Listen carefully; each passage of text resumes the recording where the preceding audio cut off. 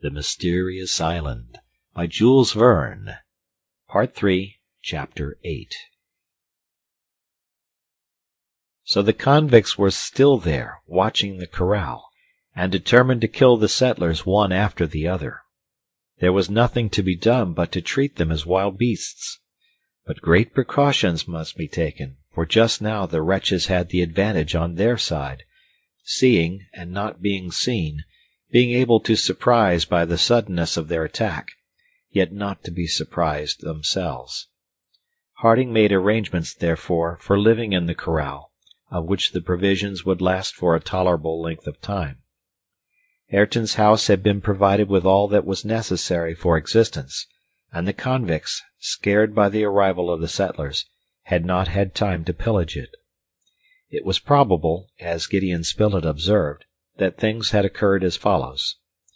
The 6 convicts, disembarking on the island, had followed the southern shore, and after having traversed the double shore of the Serpentine Peninsula, not being inclined to venture into the far west woods, they had reached the mouth of Falls River. From this point, by following the right bank of the watercourse, they would arrive at the spurs of Mount Franklin, among which they would naturally seek a retreat, and they could not have been long in discovering the corral, then uninhabited. There they had regularly installed themselves, awaiting the moment to put their abominable schemes into execution. Ayrton's arrival had surprised them, but they had managed to overpower the unfortunate man, and the rest may be easily imagined. Now the convicts, reduced to 5, it is true, but well armed, were roaming the woods, and to venture there was to expose themselves to their attacks, which could be neither guarded against nor prevented. "Wait, there is nothing else to be done," repeated Cyrus Harding. "When Herbert is cured, we can organize a general battue of the island, and have satisfaction of these convicts. That will be the object of our grand expedition at the same time." "As the search for our mysterious protector," added Gideon Spilett, finishing the engineer's sentence. "Ah, it must be acknowledged, my dear Cyrus, that this time his protection was wanting at the very moment when it was most necessary to us." "Who knows?" replied the engineer. "What do you mean?" asked the reporter. "That we are not at the end of our trouble yet, my dear Spilett, and that his powerful intervention may have another opportunity of exercising itself. But that is not the question now. Herbert's life before everything." That was the colonist's saddest thought. Several days passed, and the poor boy's state was happily no worse. Cold water, always kept at a suitable temperature, had completely prevented the inflammation of the wounds. It even seemed to the reporter that this water, being slightly sulphurous, which was explained by the neighborhood of the volcano, had a more direct action on the healing. The suppuration was much less abundant, and, thanks to the incessant care by which he was surrounded, Herbert returned to life, and his fever abated. He was, besides, subjected to a severe diet, and consequently his weakness was and would be extreme. But there was no want of refreshing drinks, and absolute rest was of the greatest benefit to him. Cyrus Harding, Gideon Spilett, and Pencroft had become very skilful in dressing the lad's wounds. All the linen in the house had been sacrificed. Herbert's wounds, covered with compresses and lint, were pressed neither too much nor too little, so as to cause their cicatrization without effecting any inflammatory reaction. The reporter used extreme care in the dressing, knowing well the importance of it, and repeating to his companions that which most surgeons willingly admit, that it is perhaps rarer to see a dressing well done than an operation well performed.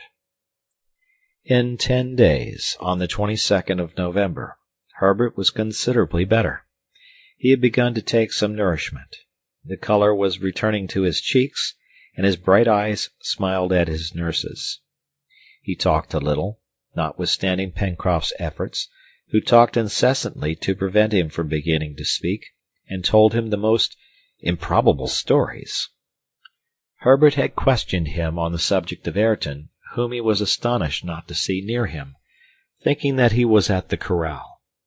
But the sailor, not wishing to distress Herbert, contented himself by replying that Ayrton had rejoined Neb, so as to defend Granite House.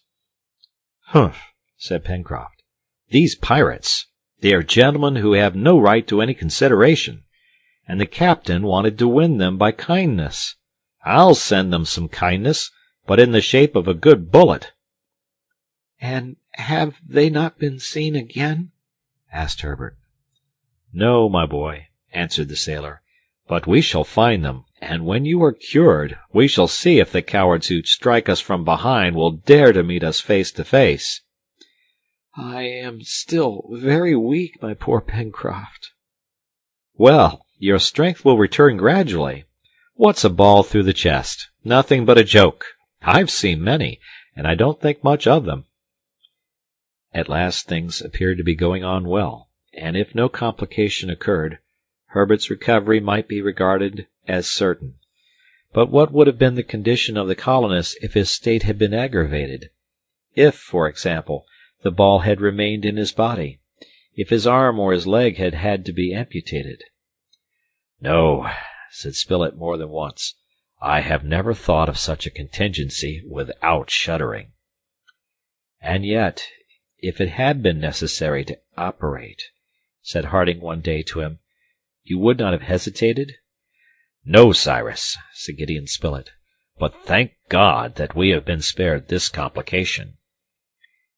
As in so many other conjunctures, the colonists had appealed to the logic of that simple good sense of which they had made use so often, and once more, thanks to their general knowledge, it had succeeded. But might not a time come when all their science would be at fault? They were alone on the island. Now men in all states of society are necessary to each other. Cyrus Harding knew this well, and sometimes he asked if some circumstance might not occur which they would be powerless to surmount. It appeared to him, besides, that he and his companions, till then so fortunate, had entered into an unlucky period. During the 2 years and a half which had elapsed since their escape from Richmond, it might be said that they had had everything their own way. The island had abundantly supplied them with minerals, vegetables, animals, and as nature had constantly loaded them, their science had known how to take advantage of what she offered them. The well-being of the colony was therefore complete. Moreover, in certain occurrences, an inexplicable influence had come to their aid, but all that could only be for a time. In short, Cyrus Harding believed that fortune had turned against them. In fact, the convicts' ship had appeared in the waters of the island, and if the pirates had been, so to speak, miraculously destroyed, 6 of them at least had escaped the catastrophe. They had disembarked on the island, and it was almost impossible to get at the 5 who survived. Ayrton had no doubt been murdered by these wretches, who possessed firearms, and at the first use that they had made of them, Herbert had fallen, wounded almost mortally. Were these the first blows aimed by adverse fortune at the colonists? This was often asked by Harding. This was often repeated by the reporter, and it appeared to him also that the intervention, so strange, yet so efficacious, which till then had served them so well, had now failed them. Had this mysterious being, whatever he was, whose existence could not be denied, abandoned the island? Had he in his turn succumbed? No reply was possible to these questions, but it must not be imagined that because Harding and his companions spoke of these things, they were meant to despair. Far from that. They looked their situation in the face. They analyzed their chances. They prepared themselves for any event. They stood firm and straight before the future, and if adversity was at last to strike them, it would find in them men prepared to struggle against it. End of chapter.